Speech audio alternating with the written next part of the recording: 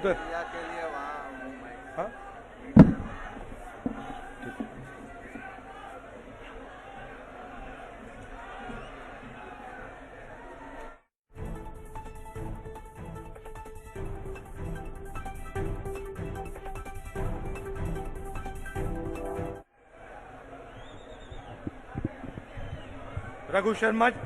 रघु शर्मा जी, जगदीश ठाकुर जी, सुखराम राठवा जी, मधुसूदन मिस्त्री जी, भारत सोलंकी जी, अर्जुन मोडवाडिया जी, सिद्धार्थ पटेल जी, शक्ति सिंह गोहिल जी, अमित चावड़ा जी, परेश धनानी, हार्दिक पटेल, जिग्नेश मेवानी, हर्षद निनमा, कांग्रेस पार्टी के सीनियर नेता, प्यारे कार्यकर्ता, भाइयों और बहनों, प्रेस के हमारे मित्रों, आप सबका आज यहां बहुत बहुत स्वागत, नमस्कार।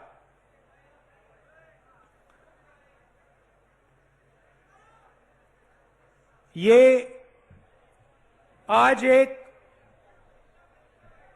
पब्लिक मीटिंग नहीं है, ये एक आंदोलन, एक सत्याग्रह की शुरुआत है।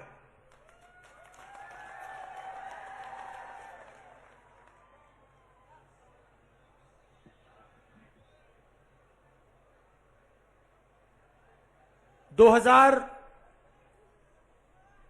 2014 में नरेंद्र मोदी जी हिंदुस्तान के प्रधानमंत्री बने और उससे पहले वो गुजरात के चीफ मिनिस्टर थे। जो काम उन्होंने गुजरात में शुरू किया, वो आज हिंदुस्तान में कर रहे हैं, जिसको गुजरात मॉडल कहा जाता था।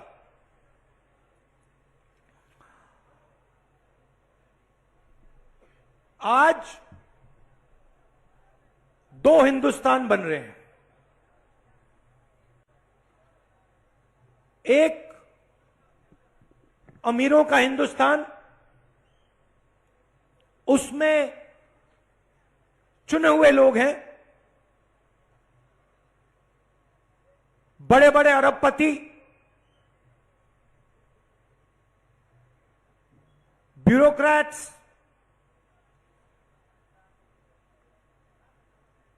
जिनके पास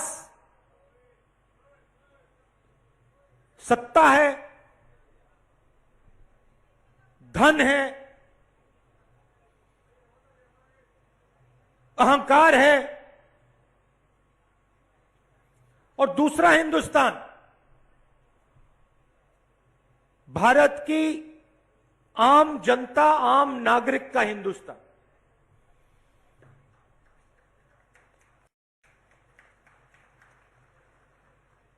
पहले ये गुजरात में टेस्ट किया गया और उसको हिंदुस्तान में अब लागू कर दिया है। कांग्रेस पार्टी दो हिंदुस्तान नहीं चाहती है। हमें दो नहीं चाहिए, हमें एक हिंदुस्तान चाहिए और उस हिंदुस्तान में सबका आदर होना चाहिए, सबको अपॉर्चुनिटी मिलनी चाहिए, सबको शिक्षा मिलनी चाहिए, सबको अस्पताल, स्वास्थ्य की सेवा मिलनी चाहिए।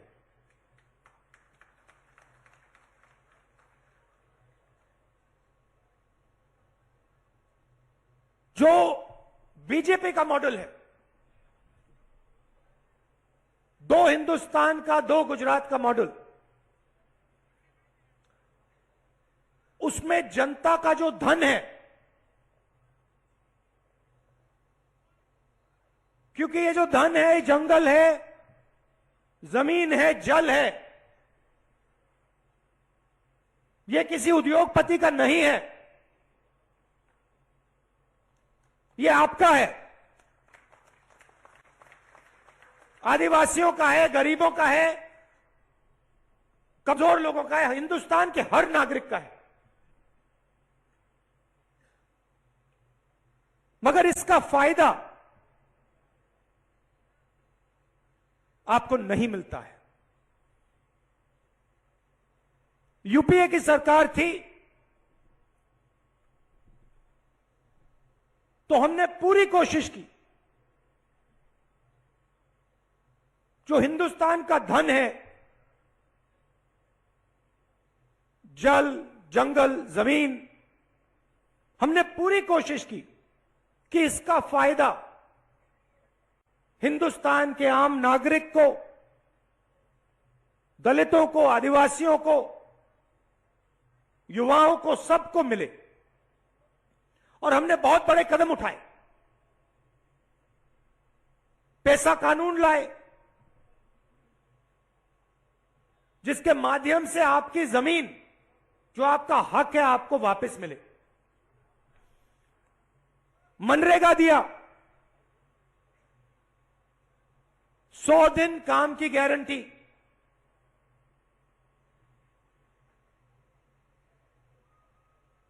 पूरे देश में उसको चलाया और करोड़ों लोगों को मनरेगा से फायदा मिला। जमीन अधिग्रहण बिल लाए। पहले क्या होता था, बिना आपसे पूछे आपकी जमीन छीन ली जाती थी, कॉम्पनसेशन नहीं दिया जाता था, कभी कभी व्यक्ति को मालूम भी नहीं होता था कि उसकी जमीन छीन ली गई। अंग्रेजों के समय का कानून था, हमने उसको बदला। बिना पूछे आपसे जमीन नहीं ली जा सकती। अगर जमीन ली जाएगी, पूछकर ली जाएगी और फिर आपको कॉम्पनसेशन मिलेगा, मार्केट रेट से 4 गुना ज्यादा कॉम्पनसेशन मिलेगा। ये हमने करके दिखाया।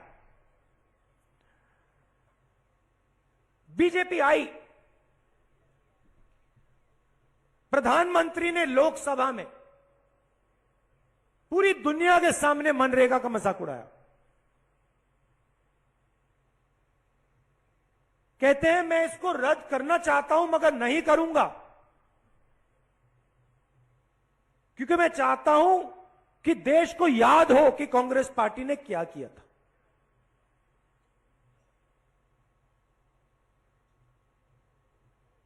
और आज देखिए, कोविड के समय अगर मनरेगा नहीं होता तो देश की हालत आपको मालूम। और उसी प्रोग्राम को बीजेपी आज चला रही है। प्रधानमंत्री आए, नोटबंदी की, आपके जेब में से पैसा निकाला, आपको कहा काले धन के खिलाफ लड़ाई है, बैंक के सामने आपको खड़ा कर दिया। पूरा देश बैंक के सामने खड़ा था। पूरे देश ने अपनी कमाई का पैसा बैंक में डाला। काले धन के खिलाफ कुछ नहीं हुआ।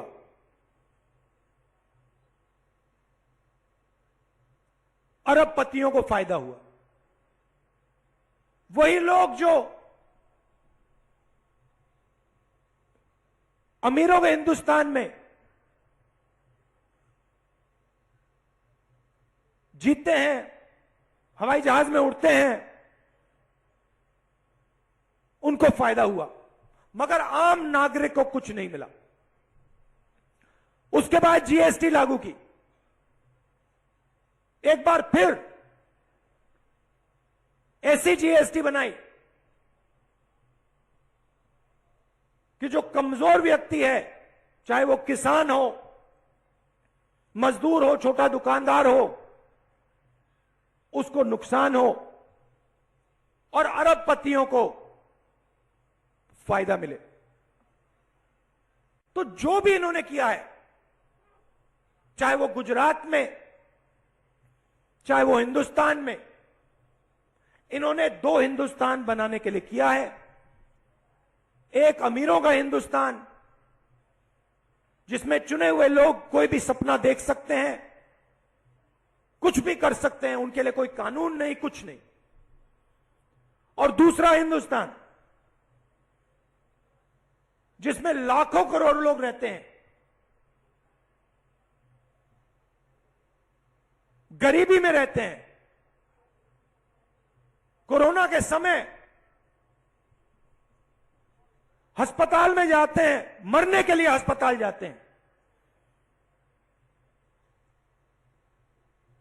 ना वहां उनको ऑक्सीजन सिलेंडर मिलेगा, ना वेंटिलेटर मिलेगा।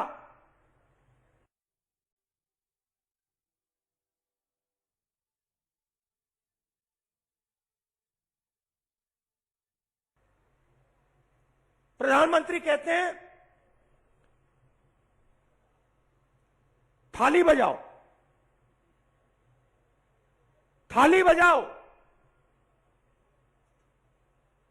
उसके बाद कहते हैं मोबाइल फोन की लाइट जलाओ। और हमारे मीडिया के मित्र यह सवाल नहीं उठाते कि गुजरात में 3 लाख लोगों ने दम तोड़ा है। ये नहीं कहते कि गुजरात में 3 लाख लोग मरे हैं। ये नहीं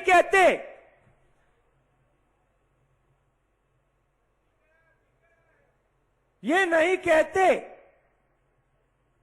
कि गंगा मां लाशों से भर गई थी। ये नहीं कहते कि हिंदुस्तान में 50-60 लाख लोग मरे। ये कहते हैं थाली बजाओ, लाइट जलाओ।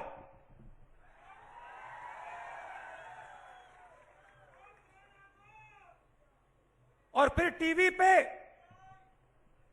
आपको किसी आदिवासी का चेहरा नहीं दिख सकता। कभी देखा आपने आदिवासी नेता का चेहरा टीवी पे?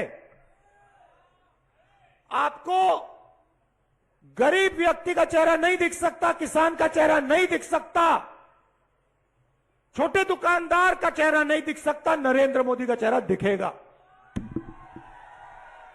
और इस देश में किसी का चेहरा है ही नहीं। 24 घंटा एक ही चेहरा आपको दिखेगा।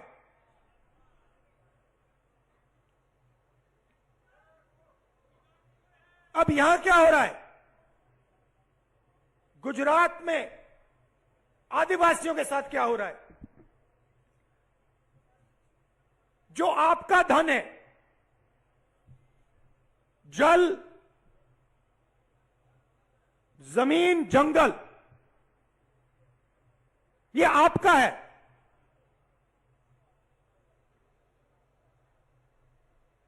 ये गुजरात की सरकार का नहीं है। ये आपके चीफ मिनिस्टर का नहीं है। ये गुजरात के चुने हुए बिजनेसमैन का नहीं है। ये आपका है। और इस जल, जमीन और जंगल का फायदा आपको नहीं मिल रहा है। और गुजरात का हर आदिवासी इस बात को गहराई से समझता है, क्योंकि उसको हर रोज इस बात का सामना करना पड़ता है। कोरोना आता है,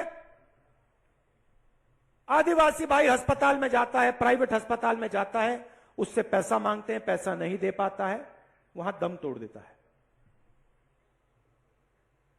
कॉलेज, यूनिवर्सिटी, स्कूल में जाना नामुमकिन है।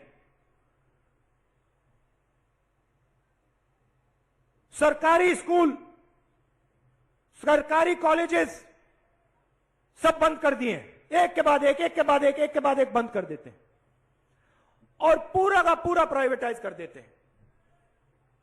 उन्हीं चार पांच लोगों के हवाले कर देते हैं। वही बात अस्पतालों में। रोजगार की बात छोड़ दीजिए। रघु शर्मा जी ने भाषण में बहुत अच्छी बात बोली। इंफ्रास्ट्रक्चर बनाने की बात होती है, बड़ी इमारतें बनती हैं, सड़कें बनती हैं, पुल बनते हैं। हर ईंट पर आदिवासियों का हाथ लगता है, हर ईंट पर आपका हाथ लगता है। आप उठाते हो, आप रखते हो, आप सीमेंट लगाते हो, आप पेंटिंग करते हो। मैं आपसे पूछता हूं, आपने गुजरात बनाया, गुजरात का इंफ्रास्ट्रक्चर बनाया, गुजरात की सड़कें बनाई, आपको क्या मिला? आपको कुछ नहीं मिला। ना शिक्षा मिली, ना स्वास्थ्य मिला, ना रोजगार मिला, कुछ नहीं मिला। इसीलिए हम ये आंदोलन कर रहे हैं। आपके दिल में जो आवाज है, जो गुजरात के हर आदिवासी के दिल में है, आपके दिल में, आपके अंदर बंद है। रोज ये आवाज आपके अंदर बंद रहती है। हम इस आवाज को इस आंदोलन के माध्यम से सड़क पर उतारना चाहते हैं, बाहर निकालना चाहते हैं।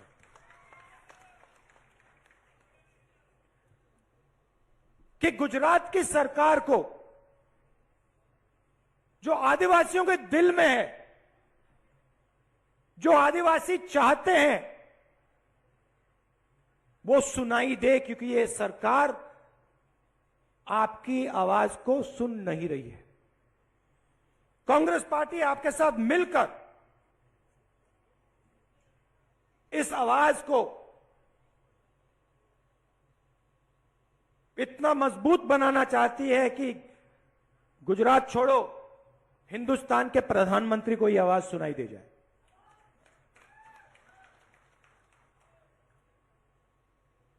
राजस्थान में देखिए, छत्तीसगढ़ में देखिए, हमारी सरकारें हैं।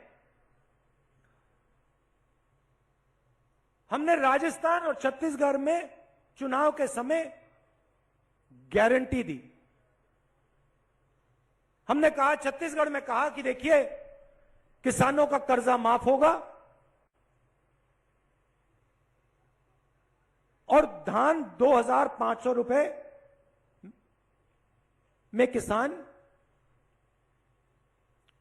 बेचेगा, सरकार खरीदेगी। जैसे ही चुनाव खत्म हुआ, हमने जो कहा था हमने करके दे दिया। तो हम यहां वायदे करने नहीं आए हैं। हम आपसे मिलकर समझना चाहते हैं कि आदिवासियों के लिए हमें क्या करना है। आंदोलन का लक्ष्य है, आंदोलन का लक्ष्य है कि आदिवासी क्या चाहता है, और जब कांग्रेस पार्टी की सरकार आएगी, कांग्रेस पार्टी आदिवासियों को क्या गारंटी देगी। खोखले शब्द नहीं, गारंटी कि अगर हमारी सरकार आई, हम गारंटी करके 100% ये काम आपको हम करके दे देंगे।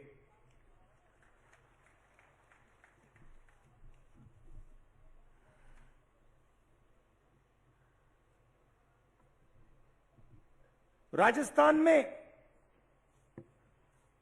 हमने स्वास्थ्य का मॉडल तैयार किया है। हर जगह हम मेडिकल कॉलेज और अस्पताल, सरकारी मेडिकल कॉलेज और अस्पताल खोल रहे हैं। 10 लाख रुपए मेडिकल इंश्योरेंस मिलता है राजस्थान में। 5 लाख रुपए एक्सीडेंट क्लेम इंश्योरेंस मिलता है, मुफ्त में दवाई मिलती है, मुफ्त में मेडिकल इन्वेस्टिगेशन होता है, सारे के सारे ओपीडी मुफ्त।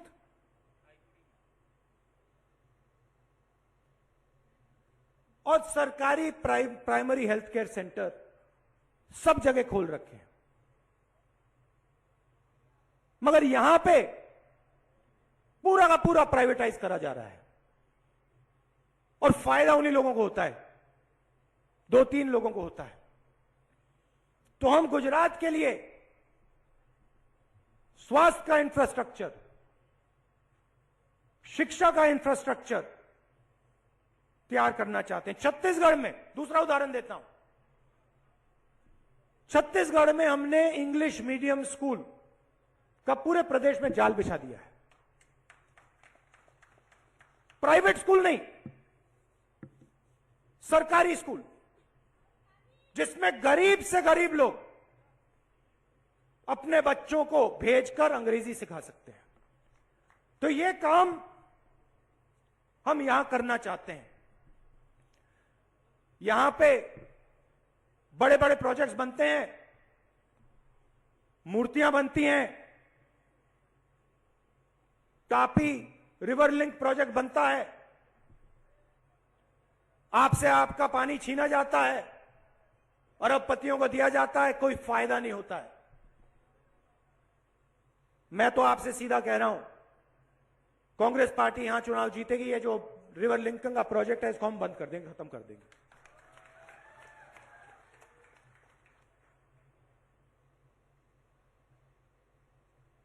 संघर्ष का समय है। बिरसा मुंडा जी ने रास्ता दिखाया था, गोविंद गुरु जी ने रास्ता दिखाया था।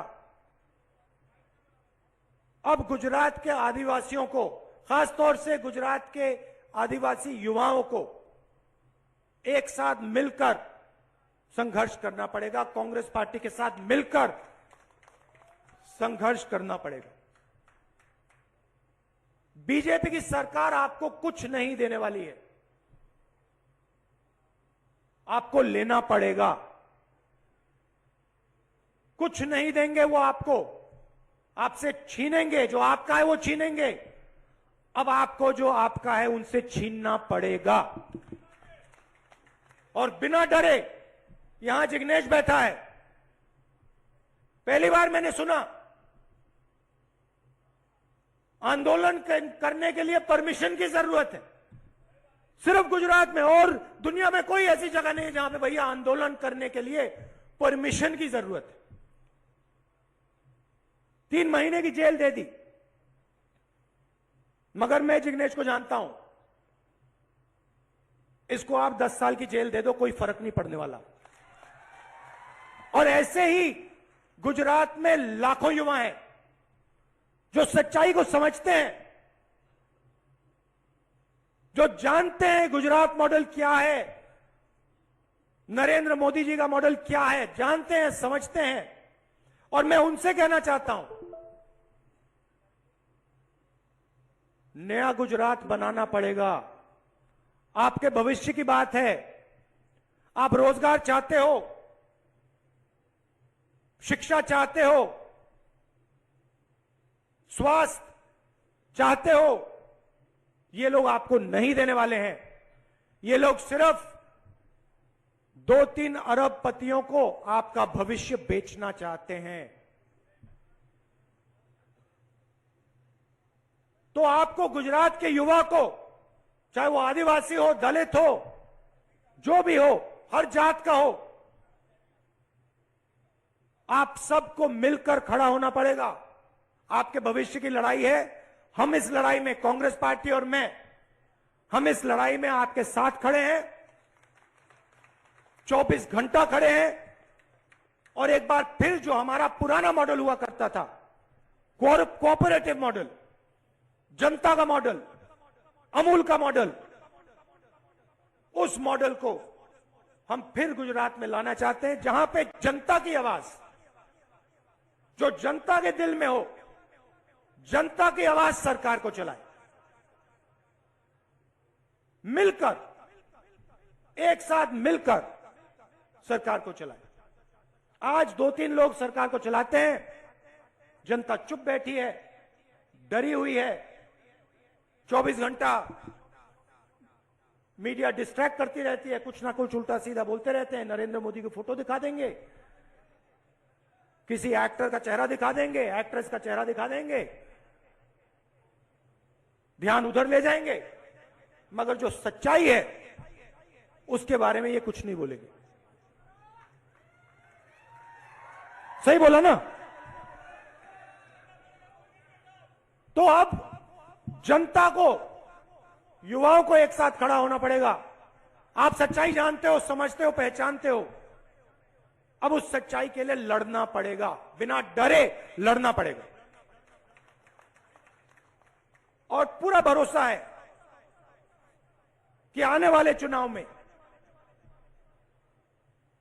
यहां पे गुजरात में कांग्रेस पार्टी की सरकार बनेगी और इस आंदोलन के बाद उस सरकार में आदिवासियों की आवाज होगी, आदिवासी एमएलए होंगे,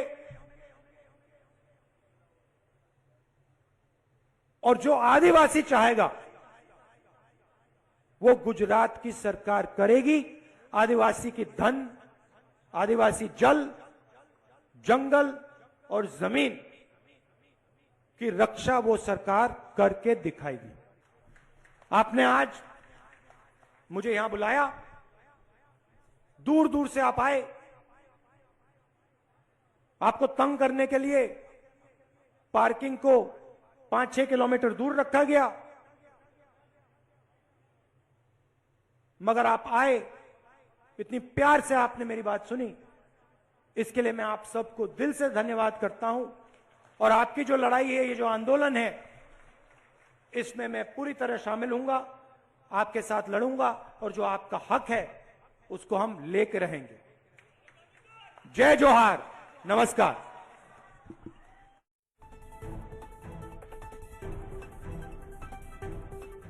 હું વિનંતી કરીશ દાહોદના ધારાસભ્ય શ્રી વજુભાઈ પણદા સાહેબને કે આભાર વિધિ કરે।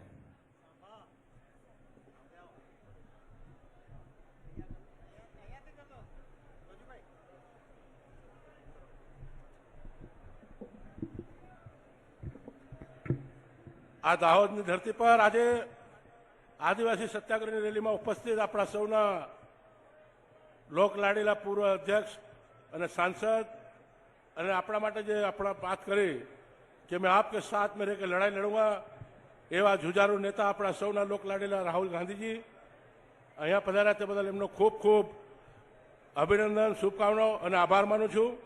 અહીંયા ઉપસ્થિત આપણા પ્રદેશ કોંગ્રેસ સમિતિના અધ્યક્ષ भाई श्री जगदीश ठाकुर जी, अँ उपस्थित मधुसूदन मिस्त्री साहेब, दीपक बाबरिया साहेब, सौ मंच पर विराजमान वरिष्ठ नेतागण और मारा प्रिय आदिवासी भाईओ और बहनों, दूर दूर से तमे आवा तड़कावा पण अहींया पधार्या अने आपणे जे वात सांभळी ते बदल आप सौनो खूब खूब आभार मानी विरमું છું।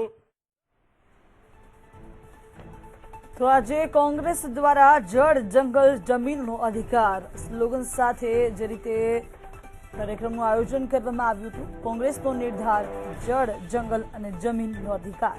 खास राहुल गांधी आ प्रसंगे हाजर रह्या, जेमणे तेमने संबोधनની અંદર મોદી સરકાર પર ઘણા પ્રહારો તેઓએ કર્યા। સાથે જ કહ્યું કે આદિવાસીઓની જમીન ઉદ્યોગપતિઓને આપવા માટેનું આ ષડયંત્ર છે।